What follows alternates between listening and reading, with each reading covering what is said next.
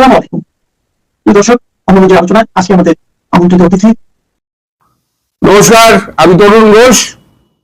আচ্ছা, এই যে এতদিন দিল্লি না ঢাকা এত যে বিপ্লব হলো 18 মাস ধরে বা তার আগে ধরে ধরুন আরো 6 মাস, তাহলে 24 মাস বা 2 বছর ধরে ভারতীয় পণ্য বয়কট থেকে শুরু করে ভারত দখল পর্যন্ত আপনি টোটাল যদি লাইনটা আপনি দেখেন, মানে ঘটনা প্রবাহ যদি আপনি দেখেন, তাহলে দেখবেন যে মুখগুলো উঠে এসেছিল তাদের মধ্যে সব থেকে বেশি যারা অগ্রণী ভূমিকা নিয়েছিলেন তারা ছিলেন হাসনাত, সার্জিস, নাসিরউদ্দিন পাটোয়ারি আর ওই 26 অক্ষর।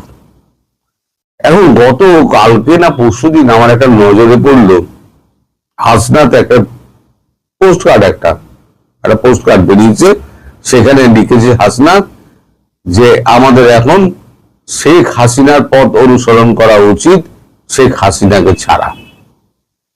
তাই যদি হয় বাবু, তাহলে পরে তো দিল্লির আধিপত্য মেনে নিতে হবে। তাহলে দিল্লির আধিপত্য কি আপনারা মেনে নেবেন? আরো একটা সোশ্যাল মিডিয়ায় দেখলাম, সেখানে আরো মারাত্মক, এতদিন যে সার্জিস আলম যিনি ভারতবর্ষের বিরুদ্ধে একেবারে মানে বিষ ওগলাতেন এবং বলতেন আমরা যেটা বলবো সেটাই আইন, ভারতবর্ষের তেল নুন কোনো কিছু আমাদের পেটে সহ্য হবে না, আমরা ওই খাদ্য বর্জন করব, অন্য দেশ থেকে নিয়ে আসবো।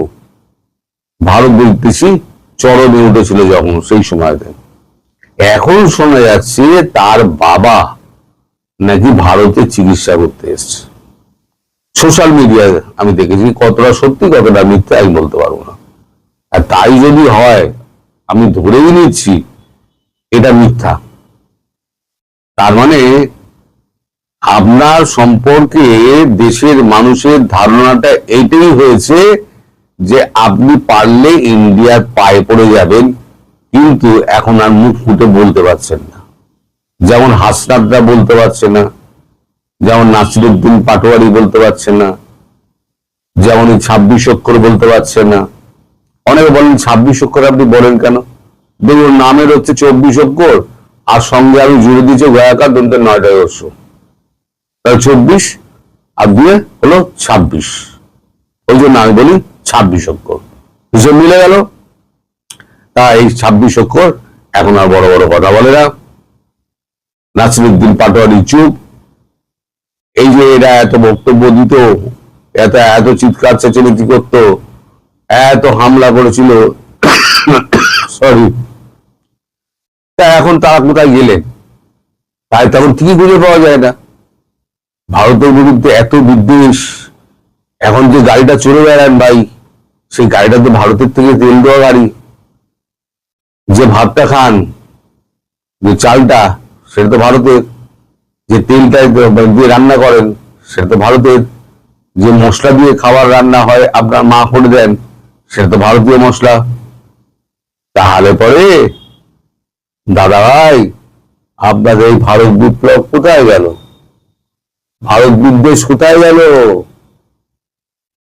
আমি এবার যদি প্রশ্ন করি আপনাদের, ভারত ছাড়া আপনাদের গতি নেই, সেটা মানুন।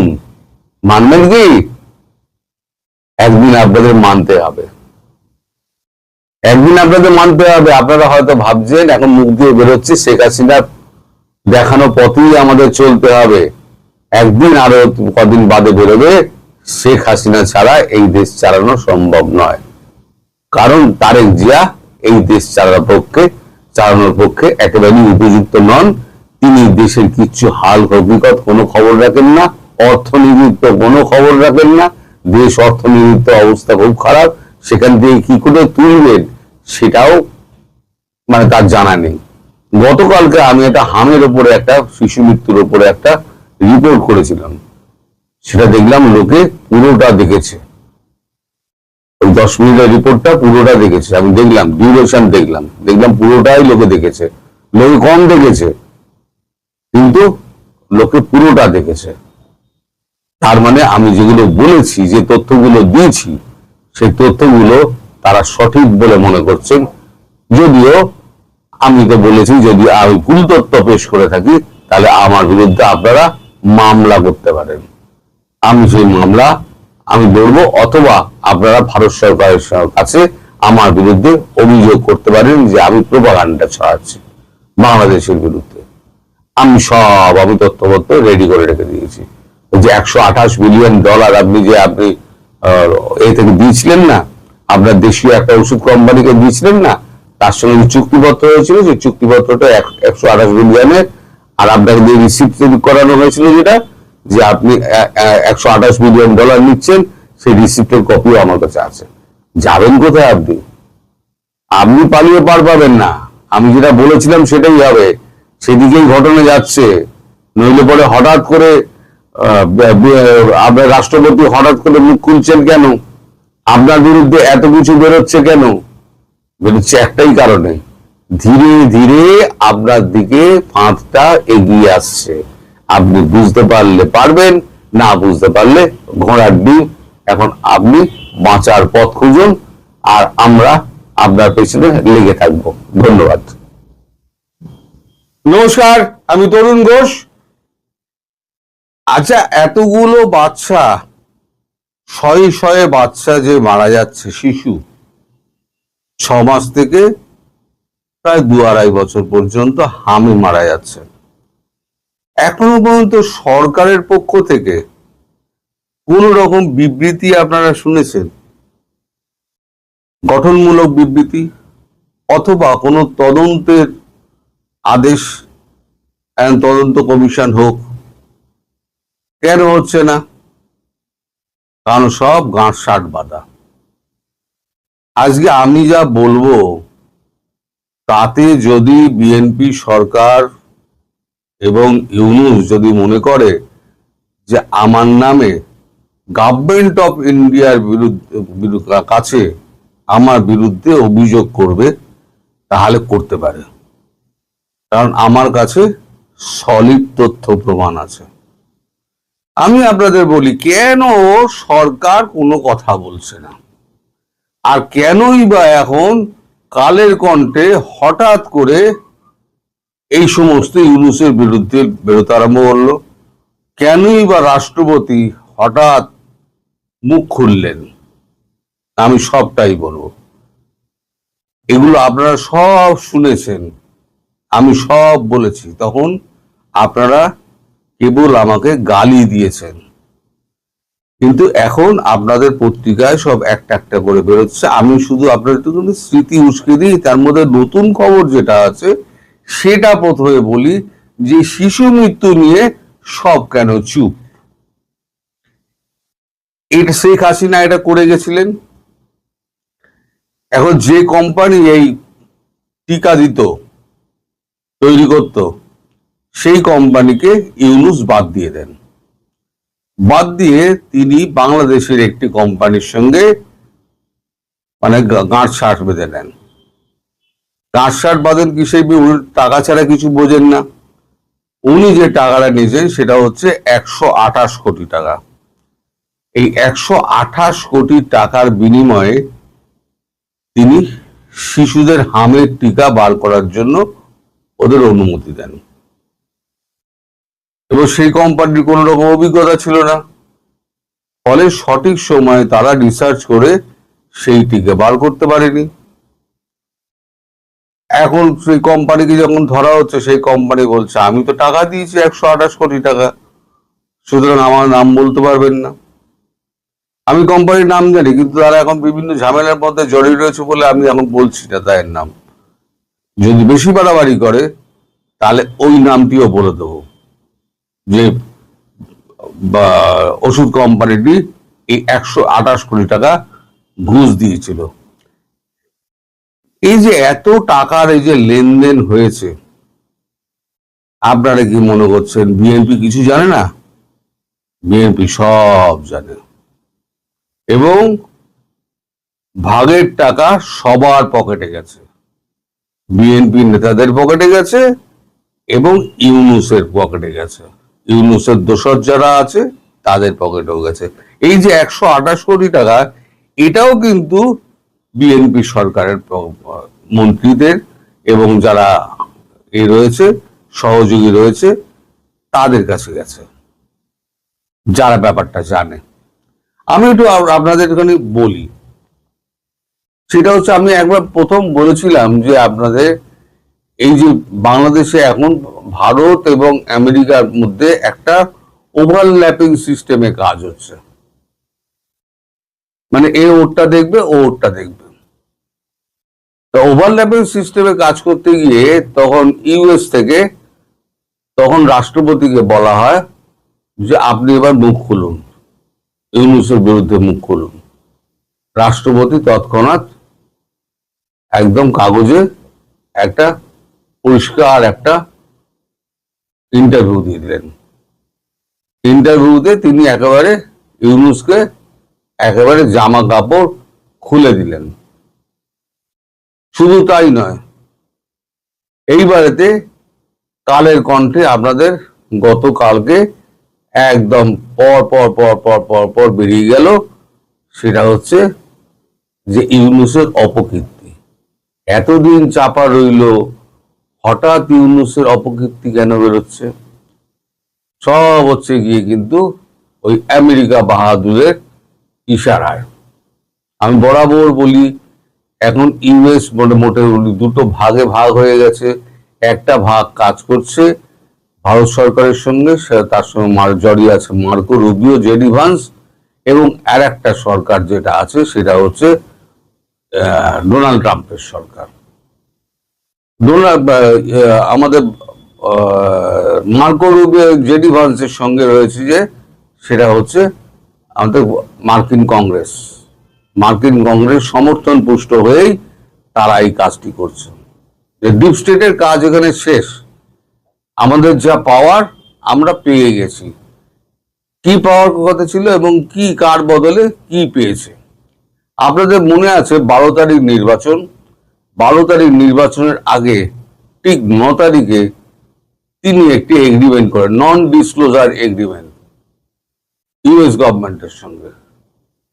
নন ডিসক্লোজার এগ্রিমেন্টে যে সই সাবুত করা হয়েছে তাতে মোটামুটি বাংলাদেশকে ইউএস এর হাতে বেচে দেওয়া হয়েছে, কৃতদাস করে দেওয়া হয়েছে। ওখানে $12 বিলিয়ন একটা লেনদেন হয়েছে। $12 বিলিয়ন ইউনিসের সঙ্গে ইউএস এর $12 বিলিয়ন একটা চুক্তি হয়েছে। এই যে চুক্তি, এই চুক্তিটা পরে সবাই স্বীকার করেছে, আমরা জানতাম। পরে তো সবাই স্বীকার করলো এই চুক্তি আমরা জানতাম। জামাত জানতো কিনা এই 12 বিলিয়নের ব্যাপারটা, সেটা সম্পর্কে আমি কিছু বলবো না, কারণ আমি জানি না জামাতের ব্যাপারটা, আমি জানি না। কিন্তু বিএনপি সরকার, তারেক রহমান এবং এই মির্জা ফিরজা সবাই জানে। আর যিনি স্বরাষ্ট্রমন্ত্রী হয়েছেন তিনি বড় বড় কথা বলছেন, তিনিও জানেন।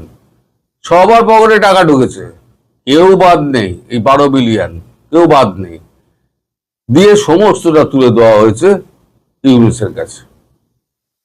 মানে বাংলাদেশটাকে তুলে দেওয়া হয়েছে আমেরিকার কাছে। আচ্ছা, ইউনুস কি করেছে? আমি সময় সময় বলেছি, আপনাদের স্মৃতি উস্কে দিই। তখন তো আমার অনেক বাজে কথা বলেছিলেন। যেমন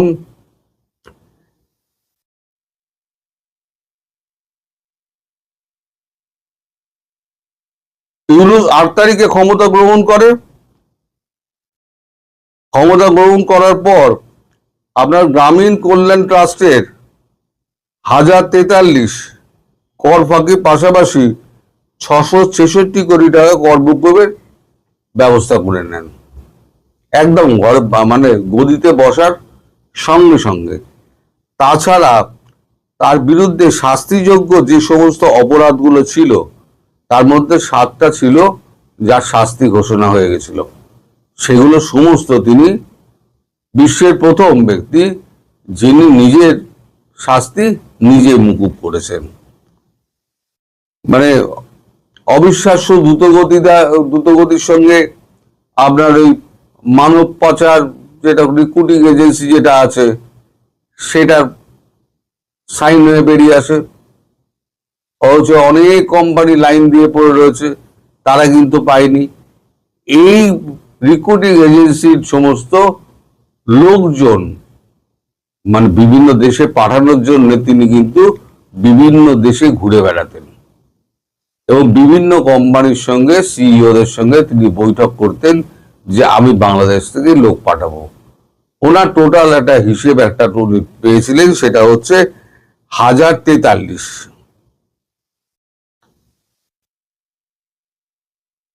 না 1043 নয়, 7440 জনের একটা তালিকা ওনার তৈরি ছিল।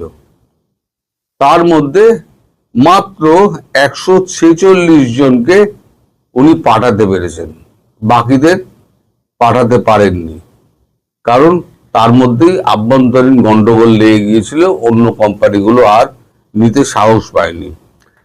এরপরে আছে গ্রামীণ ট্রাস্টের শপথ গ্রহণের, ঠিক যখন শপথ গ্রহণ হচ্ছে সেই সময় তার আগে দেখলেন না যে তিনি সমস্ত ট্রাস্টের পদ থেকে তিনি পদত্যাগ করলেন। আমি সেদিনই বলেছিলাম এই পদত্যাগ হচ্ছে নাটক।